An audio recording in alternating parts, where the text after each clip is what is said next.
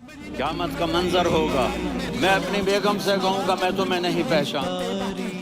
ارے تم کہتے ہو کہ اس کا نام پوچھتے، اس کا پتہ پوچھتے، ارے نہ جانے کیا ہو گیا تھا، ہماری عقل پر پردے پڑ گئے تھے، ہم تو اس کے حسن میں ایسے کھو گئے تھے، ارے جب وہ بولتا تھا نا تو اس کے منہ سے ایک طرف سے ایک آواز آئے گی، ایک آواز آئے گی، امتی امتی، واہ یا رسول اللہ۔ عیدین کی نماز پڑھنے کا طریقہ اور اس کے متعلق کچھ مسائل بھی بیان طلب ہیں۔ عیدین کی نماز کا وقت بقدر ایک نیزہ آفتاب بلند ہونے کے بعد، جس کا اندازہ 15-20 منٹ ہے، اشراق کے نماز کے وقت کے ساتھ ہی شروع ہو جاتا ہے اور زوال یعنی سورج کے ڈھلنے تک رہتا ہے، مگر عید الفطر کی نماز کو دیر کر کے پڑھنا تاکہ نماز سے پہلے صدقہ فطر ادا کیا جا سکے، اور عید الاضحیٰ کو جلدی پڑھنا تاکہ نماز کے بعد قربانی جلدی ہو سکے مستحب ہے۔ نماز عید سے پہلے اس روز کوئی نفلی نماز پڑھنا عیدگاہ میں بھی اور دوسری جگہ میں بھی مکروہ ہے، اور نماز عید کے بعد صرف عیدگاہ میں نفل پڑھنا مکروہ ہے۔ نماز عید کے بعد دوسری جگہ نفل پڑھی جا سکتی ہے۔ یہ حکم عورتوں اور ان لوگوں کے لیے بھی ہے جو کسی وجہ سے نماز عید نہ پڑھ سکیں۔ شہر کی مسجد میں اگر گنجائش ہو تب بھی باہر عیدگاہ میں نماز عید ادا کرنا افضل ہے، اور ایک شہر کی کئی مقامات پر بھی نماز عید کا پڑھنا جائز ہے۔ نماز عید سے پہلے نہ اذان کہی جاتی ہے نہ اقامت۔ نماز کا طریقہ یہ ہے کہ پہلے اس طرح نیت کرے کہ میں 2 رکعت واجب نماز عید 6 واجب تکبیروں کے ساتھ پڑھتا ہوں، اور مقتدی امام کی اقتداء کی بھی نیت کرے۔ نیت کے بعد تکبیر تحریمہ اللہ اکبر کہتے ہوئے دونوں ہاتھوں کو کانوں تک اٹھا کر ناف کے نیچے باندھ لے، اور سبحانک اللہم آخر تک پڑھ کر 3 مرتبہ اللہ اکبر کہے، اور ہر مرتبہ تکبیر تحریمہ کی طرح دونوں ہاتھوں کو کانوں تک اٹھائے، اور 2 تکبیروں کے بعد ہاتھ چھوڑ دے، اور تیسری تکبیر کے بعد ہاتھ باندھ لے، اور ہر تکبیر کے بعد اتنی دیر توقف کیا جائے تاکہ 3 مرتبہ سبحان اللہ کہا جا سکے۔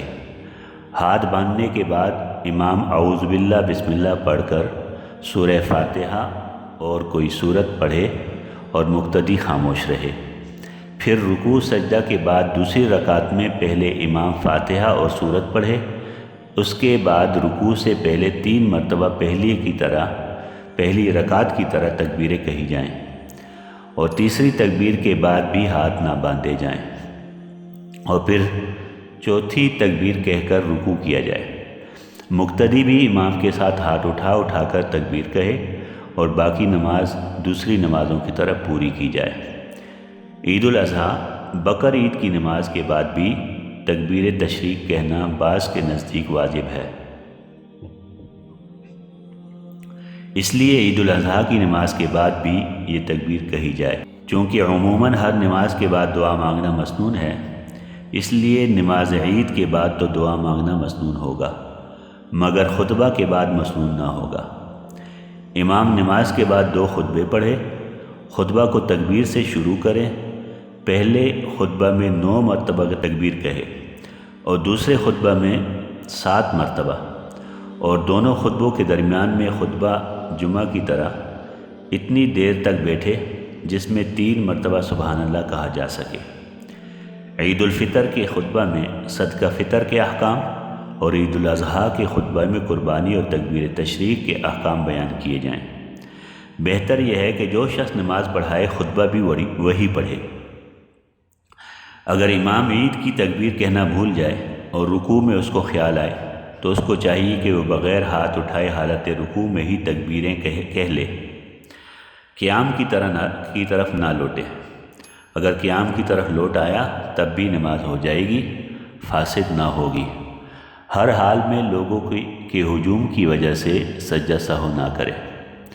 اگر کوئی شخص عید کی نماز میں ایسے وقت شریک ہوا کہ امام عید کی تکبیروں سے فارغ ہو گیا ہو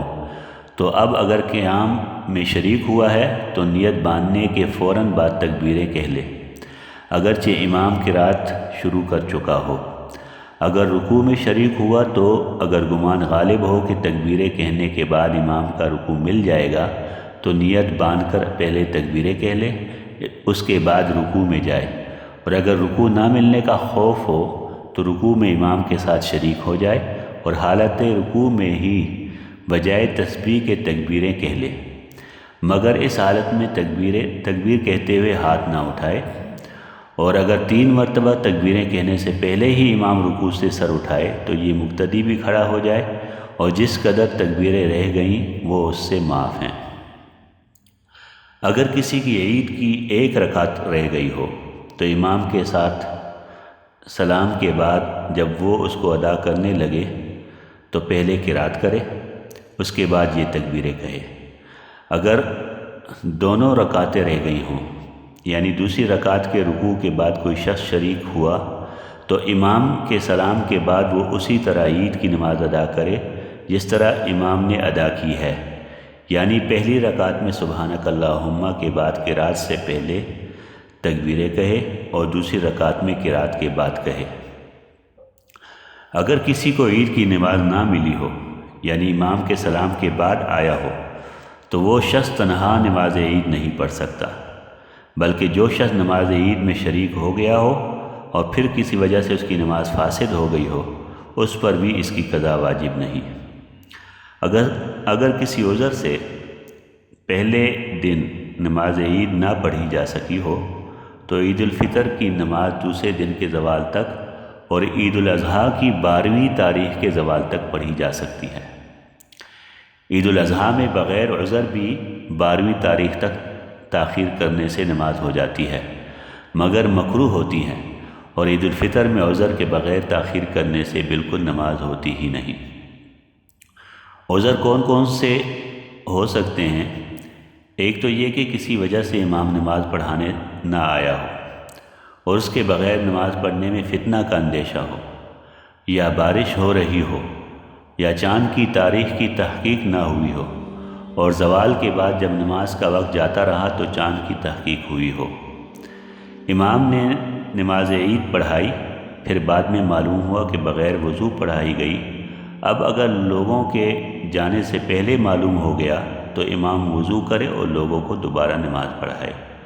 اور اگر لوگ جا چکے ہوں تو نماز کا اعادہ نہ کیا جائے، وہی نماز جائز ہوگی۔ جس شخص کو عیدگاہ میں وضو کرنے سے نماز عید کے نہ ملنے کا خوف ہو تو وہ تیمم کر کے نماز میں شریک ہو جائے۔ عید الاضحیٰ کے دن منا میں چونکہ مناسک حج میں مشغولیت ہوتی ہے، اس لیے اہل منا پر عید کی نماز واجب نہیں۔